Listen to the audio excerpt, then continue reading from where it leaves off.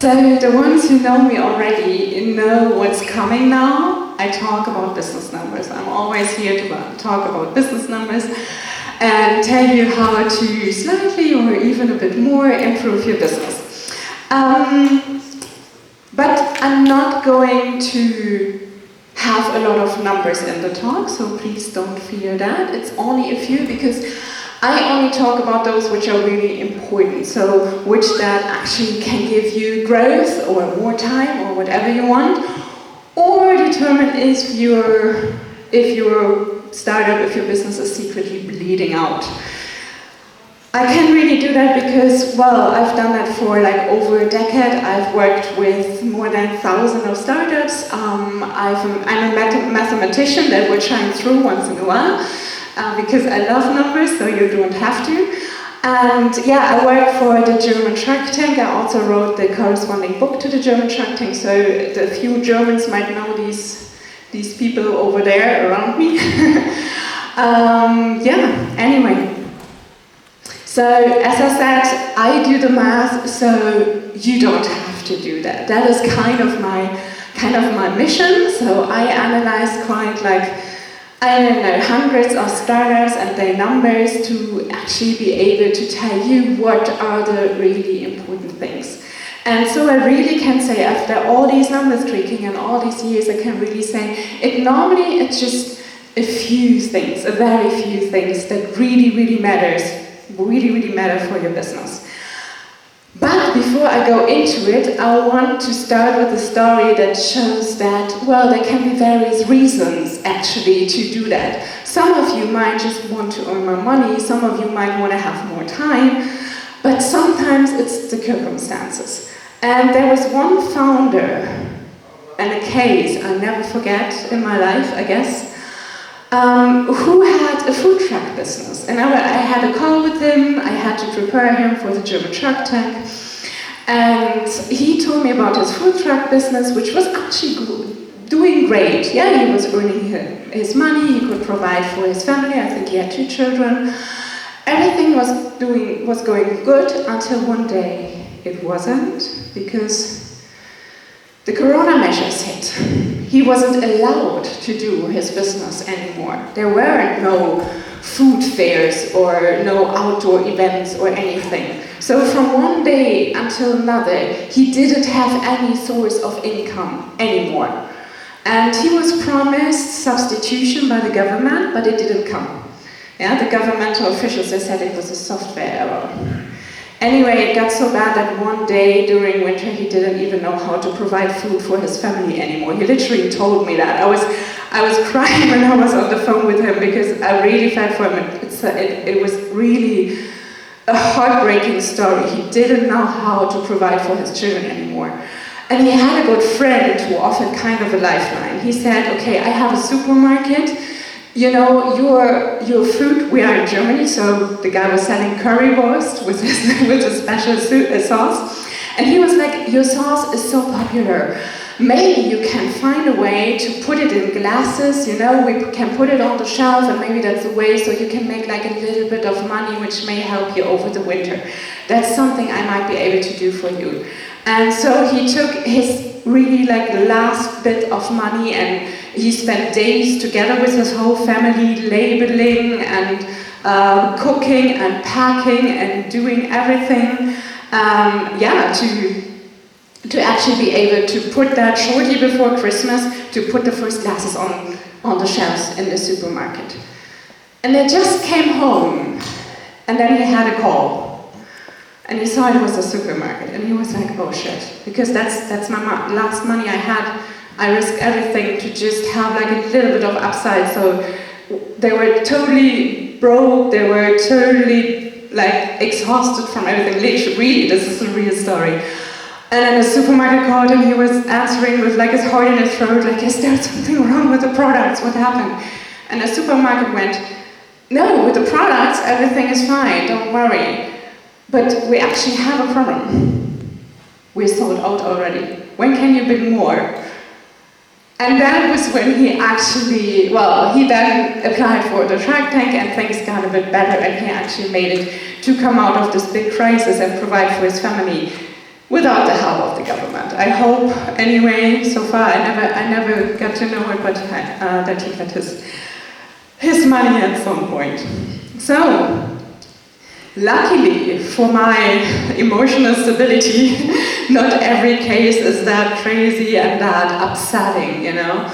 But yeah, sometimes it's just the circumstances, sometimes it's your motivation and your strategy that can turn a business around.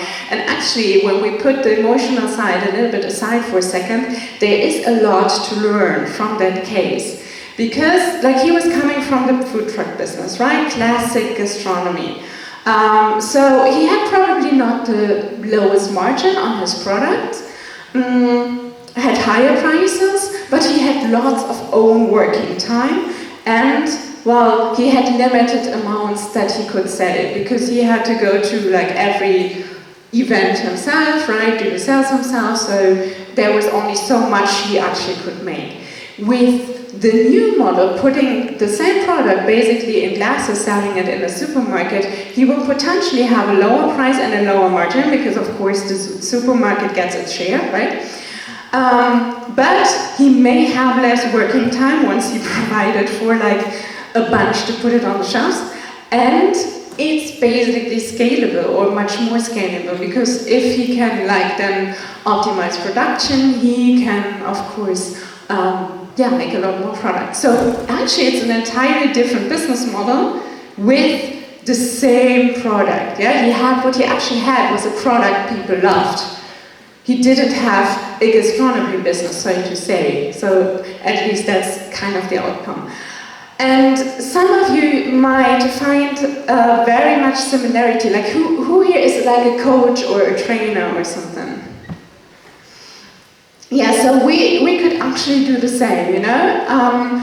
We could actually come from one-on-one consulting with like high hourly prices or higher hourly prices, but lots of own working time, like this time against money model. A lot of coaches try to do online courses, or in this case, I said, okay, we could write a book, you know, that's a small product, with a lower margin. If you go with a publisher, it's a very low margin, by the way.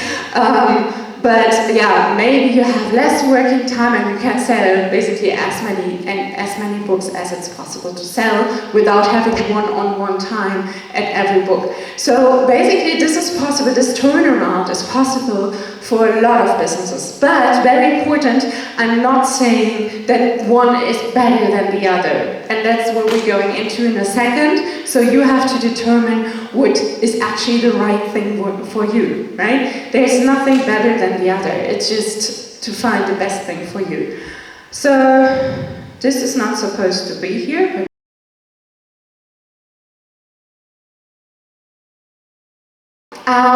So the thing is, when you talk about business model, business numbers, a lot of times it's actually about talking about making more money. That's what people think, yeah? So who here wants to make more money? Anyone? Great. Me too. Everybody wants to make more money, right? But I will start with something to show you how you actually can maybe also make more money without even looking at numbers.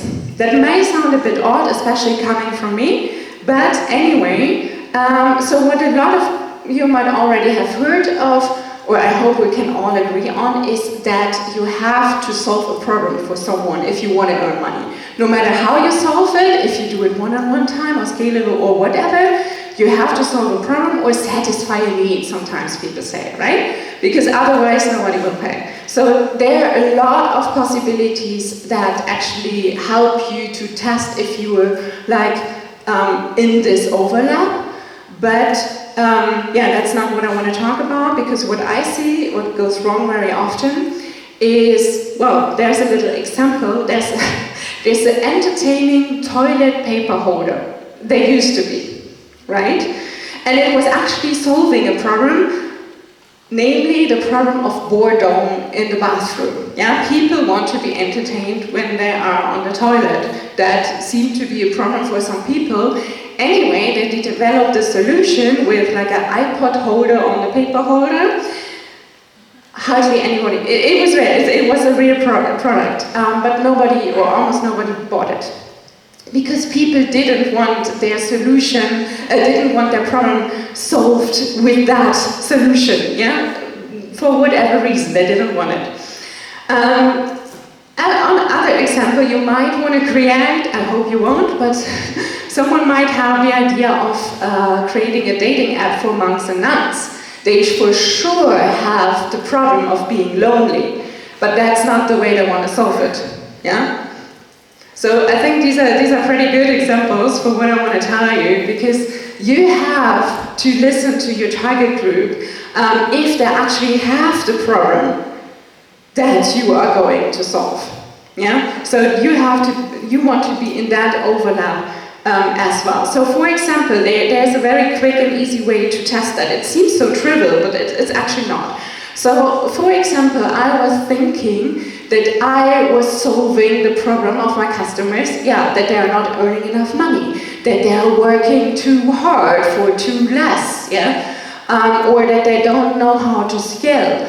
And I kind of did solve these problems, but then on the other hand, and that is my recommendation, first note down what you think, what you're solving, and then look from the eyes of your customers, or much better ask them what problems they think you are actually solving for them.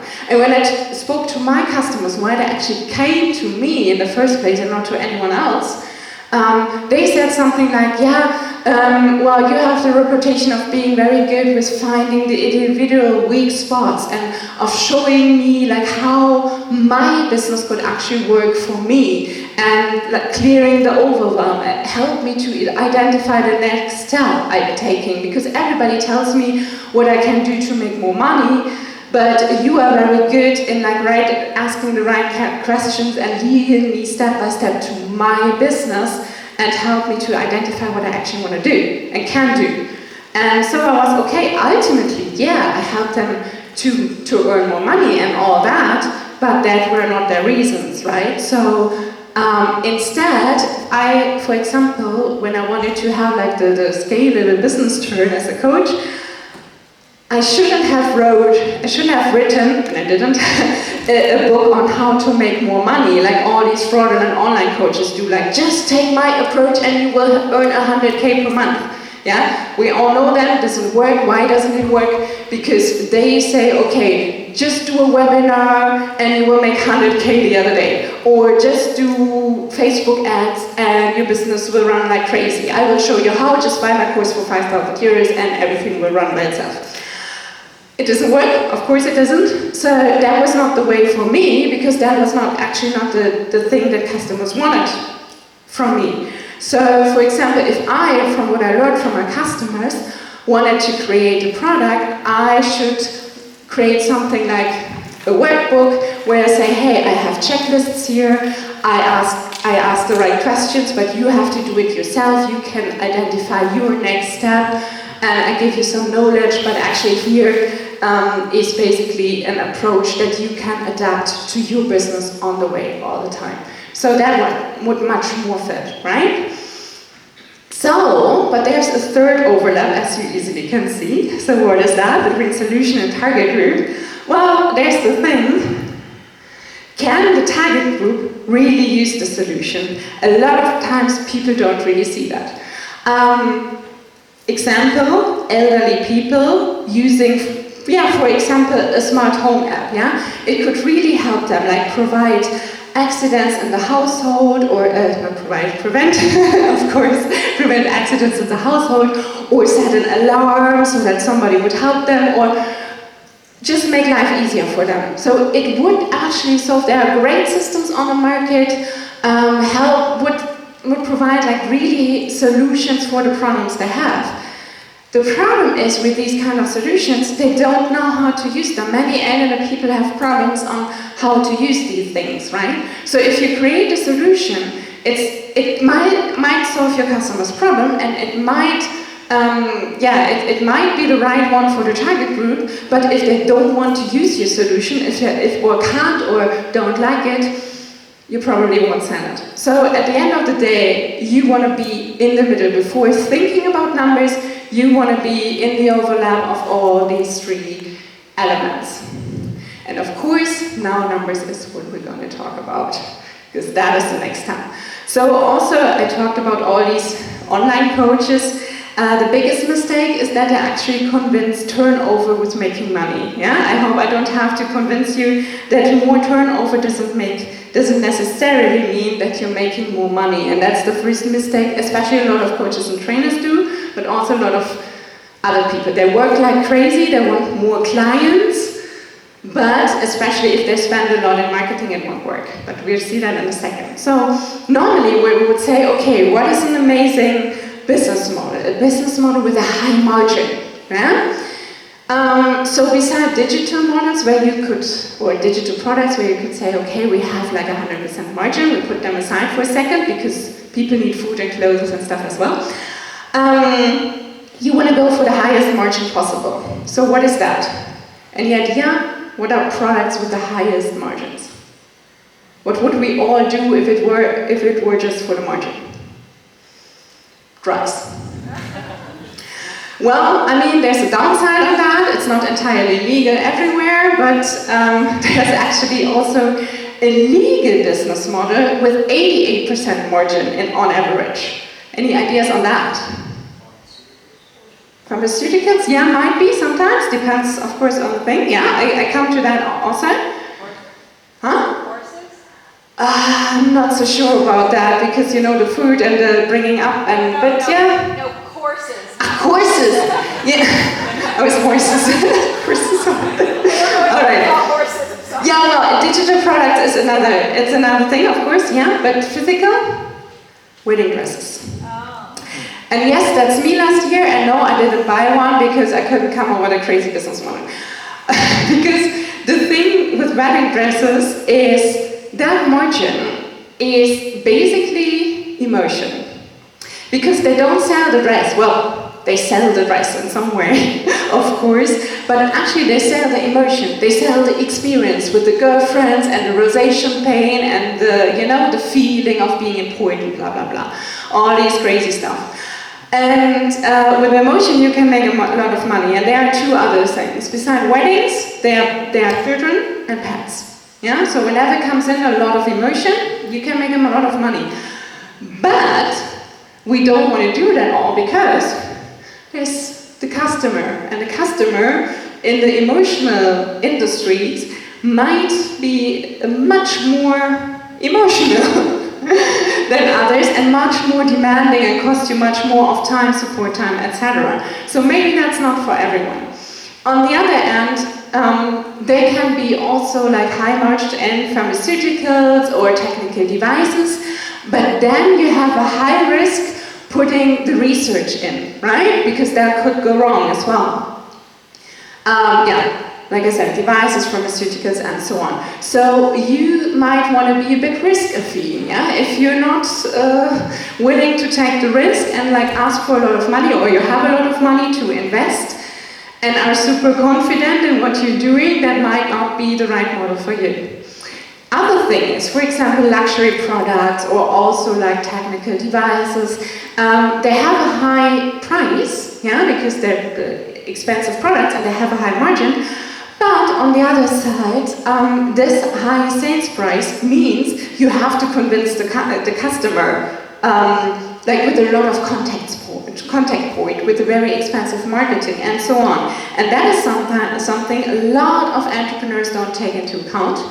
And that is called the customer acquisition cost. Yeah, it can be marketing, it can be sales, B2B. You have to do that. And going back to the wedding dresses, that can lower your margin considerably, because when I talk about the wedding dress, I have to have one staff person paying attention to the brides and her friends for like 2-3 hours. Yeah, I have to have the space, I have the huge cabins with the mirrors and everything, so I actually have to put a lot in the sales process to be able to sell that super overpriced dress. Yeah?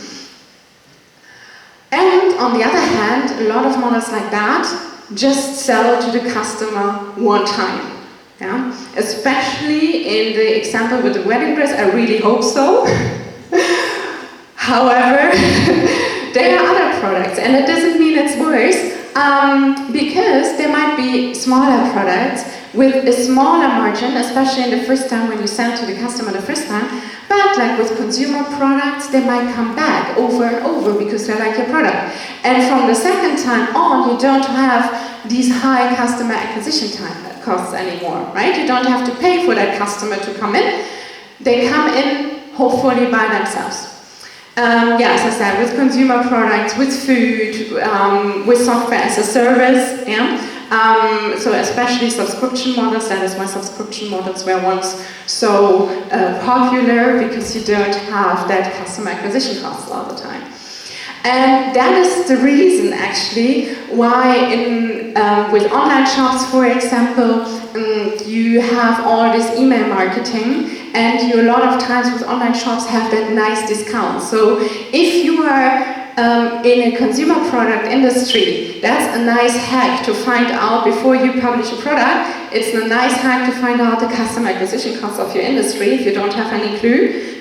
Order a product from your competitor, and then wait a bit and see what discounts they offer, because they will always be still stay below the customer acquisition costs they have. And if they offer you 30% or 20% or something, you know the customer acquisition costs might not be so low. So the perfect business model actually is one with a very high margin, very tiny customer acquisition costs, selling to the customer again and again, and hopefully don't have a lot of investments, and hopefully don't have the demanding customers. Any idea for the perfect business model? Huh? Well, there you have a lot of time. You might have demanding customers, not highly scalable. Sorry? Yeah, that's a good one. That's a good one. I like this one. So, but I hope you see, well, I can't tell you, to be honest. If you get one, tell me, please. But actually, I hope I could show you that the best business hacks are those where you tweak the numbers, but you can actually take a step back and see how everything comes together. If your customer comes back a lot of times, you can afford higher customer acquisition costs. If you have high investment and a high risk in the beginning, you need a model with a high margin so you can be paid off in a time that actually makes sense for the business. So it all has to come together at the end. There is no better or worse. And well, at the end of the day as well, you have, well, too early. At the end of the day, you have to take care that you don't end up with bridezilla if you're not ready for emotional customers, of course. However, with all that being said, there is one most important business number I haven't talked about yet, and that is the last one I want to present to you. Hope you're ready. Because the most important business model of them all, there was this woman on the German Shark Tank one day, and she had a product, well, she didn't have great numbers, she had like quite a simple product, so it was kind of an organic chocolate spread, Nutella, so to say, in healthy, in organic. And her dream was to come on the show. And she applied. And she got rejected because not special enough, said the casting team. And so next year, she applied again. And got rejected again. And she did it again. And got rejected again. And she did it like 5 or 6 years long. Every year, she tried to get on the show. And she was rejected all over again. Until she wasn't, until she made it. For some reason, the casting team said, yeah, maybe that's a great story, and so on, and we're missing a food product or whatever, so come on, let her on the show. And she was so happy because her dream was to present in front of that dream investor she had from the Lions and so on. And that was him. And she got a deal with him, finally. And she was crying so hard when that happened. And believe me, not just me, like basically the whole team on set that day cried with her. That was such an emotional moment when she finally got it. So what I learned from all these years, and not just from that case, but this is a very special case that really tells you that, what I got from that is the most important business model number is a winner is just a loser who tries one more time. Thank you very much. And one more thing. So actually that book, what I told you about before, exists. So I brought it with me. Normally I sell it. For Bansko Nomad Fest it's free. So if you want to scan the link, you can download that book. If you don't have need for that, I'm happy if you connect with me via all social media channels. You will always find me under my whole name, Ruth Cremer, basically on every platform. Thanks for your attention. Thank you.